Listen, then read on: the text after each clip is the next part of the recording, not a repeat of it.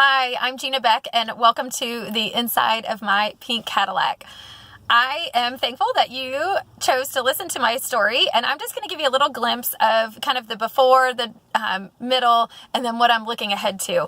So I grew up as an Army kid and loved school. I was really great at all the subjects, loved science and math, wanted to be an aerospace engineer, and I could have. I loved being involved, was the captain, the leader, the president of you name it, and graduated valedictorian and got a full ride scholarship to a private university where I graduated magna cum laude with a degree in mathematics.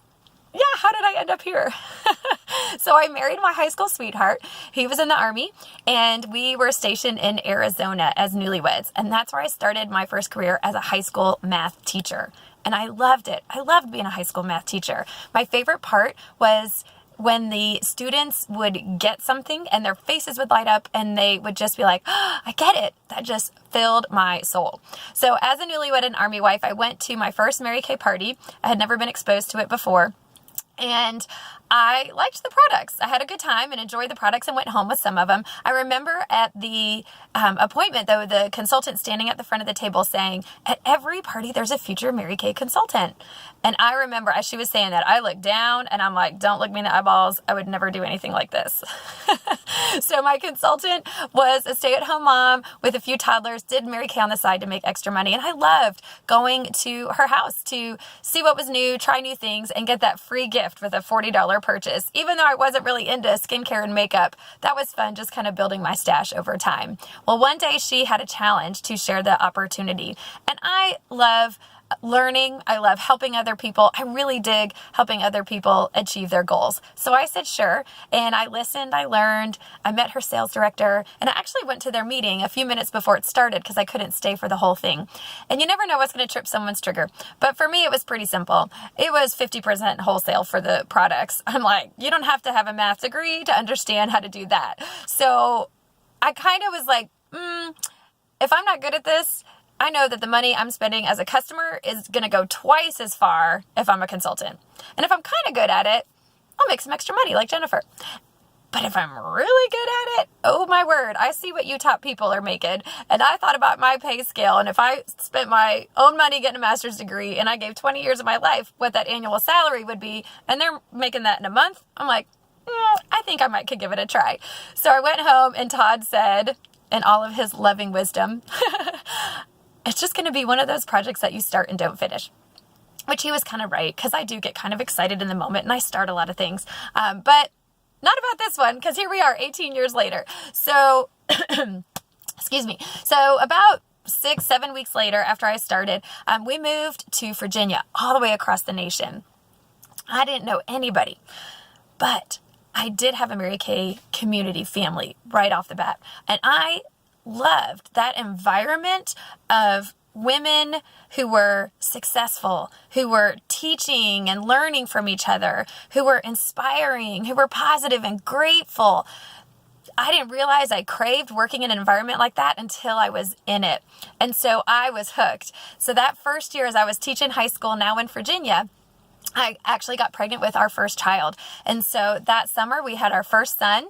And then the next summer I had built my business. I didn't want to go back to teaching. And we earned our first car, the Pontiac Grand Am. And then the next year we had our second son. And then the next year we earned our second car, the Pontiac Grand Prix. And then the next year we had our third son. And then the next year we earned another car. We just kept having boys and earning cars. I am not kidding. So about the second or third year, I had replaced my teacher salary. By the time the fourth pregnancy came with the fourth son, we had just earned our Cadillac, and I was definitely making way more and loving life. Oh my gosh, it was amazing. That new lifestyle that we had built. I also found out at that time that our fourth son, who we were pregnant with, had a very complex congenital heart defect, and our worlds totally changed. And it was a very, very hard few years after that. He ended up having 4 open heart surgeries, multiple procedures. I lived in the hospital with him many times for long stays, for months at a time. And so, of course, in that time, I also had our 5th child, who was a girl. And so we ended up having 5 kids in 10 years. But that time with Cody was really, really tough. But I look back and I'm like, wow, That was 8 years into my business. And 8 years prior, I just needed one reason to say yes.